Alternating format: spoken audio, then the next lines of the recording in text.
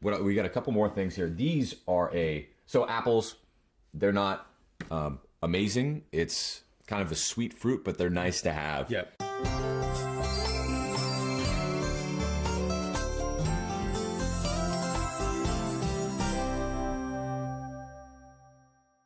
As a treat, as long as you're not, taking 6 apples that day.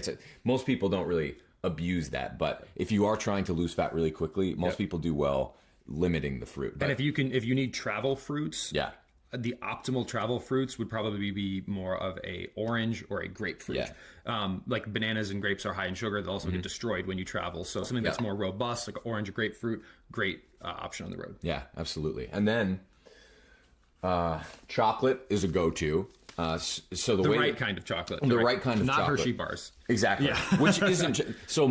There's a great book called French Women Don't Get Fat, which talks about how we should all be enjoying food more. And that really resonated with me, even though I'm a man reading a book about a woman eating. But she said most Americans have never tasted real chocolate, and unfortunately, that's true. Most of the chocolate that we know. Hershey's, Reese's, Halloween candies, Christmas candy, and all that other junk, Valentine's Day, that is mostly corn. Yep. And sugar. Yeah. And it doesn't really contain that much chocolate at all. And real chocolate is rich and fatty and powerful and full of nutrients and phytonutrients. It actually is protective against cancer. There are a lot of benefits. And it's actually it's filling in a different way because it kind of hits your sweet tooth, but it's fatty and actually has a great deal of fiber in it as well. Yeah. So if you get the right kind of chocolate, it's an excellent choice. So the way that you can pick it out is when we're looking at chocolate, we tend to always go above 70% cocoa. And you want to try to get organic, fair trade, because you can, within the ingredients, there's often an emulsifier or something that makes the chocolate stick together and stay in this nice bar form. So a lot of times they'll use GMO soy lecithin. They'll also tend to use in not organic bars, they'll sneak in GMO beet sugar. So that's something that you definitely want to avoid. Usually bars like that aren't using the best chocolate either, so they don't taste quite as good. But this is a bean to bar from Madagascar. There are lots of different kinds. When you get into chocolate, it's kind of like picking out a fine wine.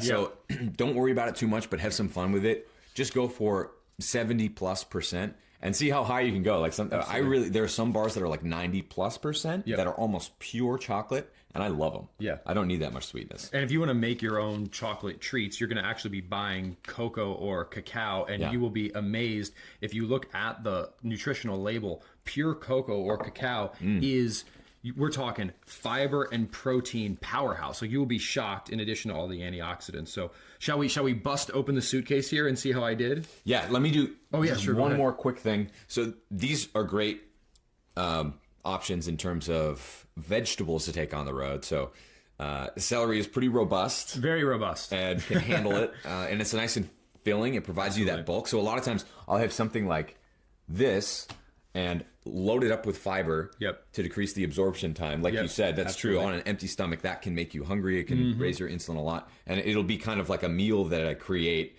out of veggies, eggs, and then some sort of protein, and then maybe a little bit of chocolate for dessert. But my favorite secret tool that I take almost everywhere, I've taken them to Thailand, Brazil, Europe, all over the place, are these little puppies, which are, you can get all sorts of different kinds of nut butters, walnut butter. They can be raw or roasted. They have maple, honey, different kinds. And my favorite is raw coconut butter, which is like the coconut manna that you were talking about. Good stuff. So what this is just coconut.